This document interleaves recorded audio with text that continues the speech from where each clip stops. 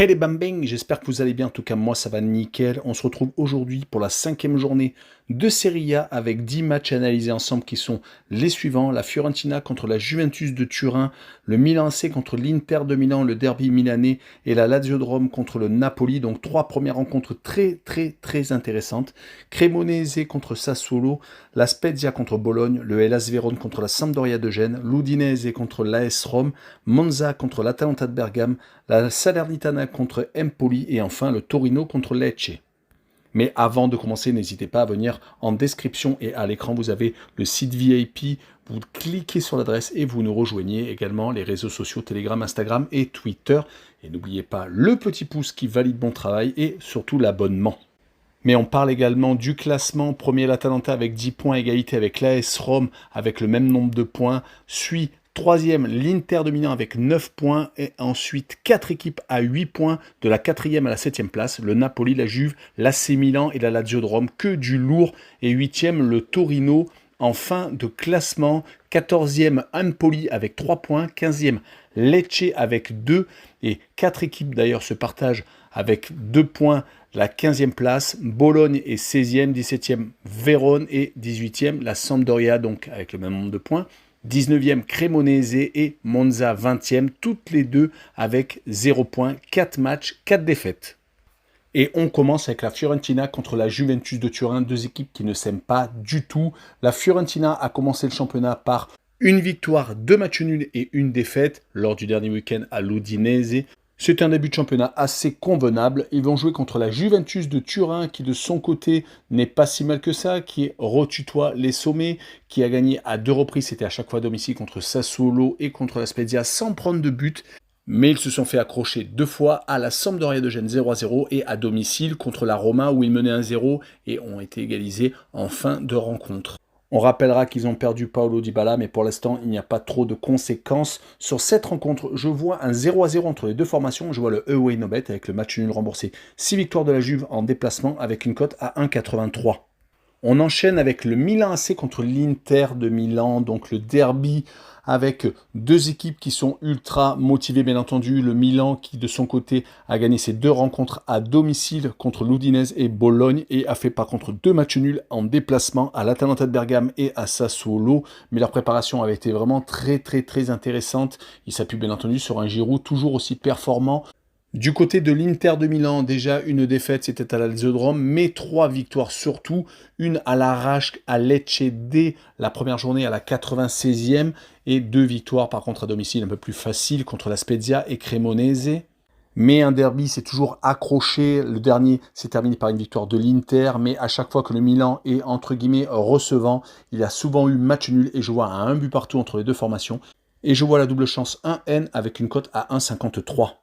Et on poursuit avec la Lazio de Rome contre Naples, 3e sommet dans la journée avec la Lazio qui s'est imposée lors de ses 2 réceptions contre Bologne et surtout contre l'Inter de Milan 3-1 et qui lors de ces 2 déplacements a obtenu le match nul au Torino à la Sampdoria de Gênes. Ils vont recevoir des Napolitains qui viennent de concéder leur 2e match nul consécutif. Après avoir fait match nul à la Fiorentina, ils se sont fait accrocher par l'un des promus Lecce, 1 but partout. C'est une petite contre-performance bien entendu, mais leurs 2 grosses victoires d'entrée de jeu de la saison leur permet d'être toujours en haut du tableau avec un 5-2 mis au Hellas Vérone et un 4-0 mis à un des autres promus, Monza.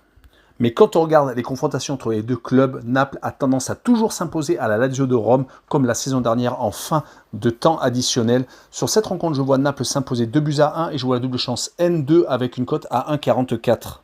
On enchaîne avec Cremonese contre Sassuolo.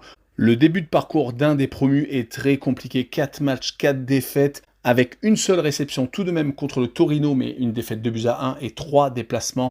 Contre des gros du championnat de Serie A, la Fiorentina, la Roma et l'Inter de Milan. Il va falloir se ressaisir contre Sassuolo, mais ce n'est peut-être pas l'équipe contre qui on peut se relancer, car la saison dernière, ils avaient fait de très gros résultats en déplacement. Pour cette saison, ils ont commencé par une défaite à la Juve 3-0, mais depuis, ils ne perdent plus. Une victoire contre Lecce 1-0 et 2 matchs nuls contre la Spezia et surtout contre l'AC Milan 0-0. Sur cette rencontre, je vois Sassuolo s'imposer 2-1 à la Cremonese et je vois le draw no bet avec le pari remboursé si match nul, une cote à 1,63.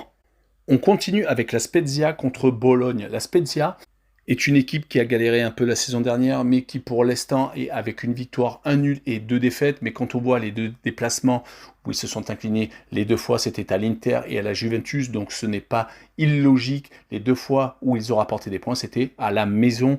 Ils vont recevoir Bologne qui de leur côté n'ont pas encore gagné, qui sont inclinés à 2 reprises à la Lazio et à l'AC Milan, donc également 2 gros déplacements. Et les 2 fois où ils ont rapporté des points, c'était à domicile également comme la Spezia contre le Hellas Vérone et la Salernitana, donc 2 partages de points, à chaque fois un but partout. Et sur cette rencontre, je vois le 1 but partout également, avec la double chance N2 et une cote à 1,41. On enchaîne avec le Hellas Vérone contre la Sampdoria de Gênes. Le Hellas Vérone est très mal parti cette saison. Ils ont perdu leur entraîneur parti à l'Olympique de Marseille, Igor Tudor. Ça se ressent dans les résultats, surtout à domicile où ils ont perdu leurs 2 premiers matchs contre le Napoli et l'Atalanta de Bergame. Par contre, ils se sont un peu rattrapés, prenant 2 points en déplacement à Bologne et à Empoli, à chaque fois sur le score de 1 but partout. Pour la Sampdoria, au niveau comptable, ce n'est pas beaucoup mieux car ils n'ont pris que 2 points et ont 2 défaites. Mais quand on voit les adversaires qu'ils ont rencontrés, ils ont perdu 2-0 d'entrée de jeu à domicile contre l'Atalanta de Bergame, mais ont récupéré les 2 points contre la Juventus et la Lazio, faisant quand même 2 belles opérations.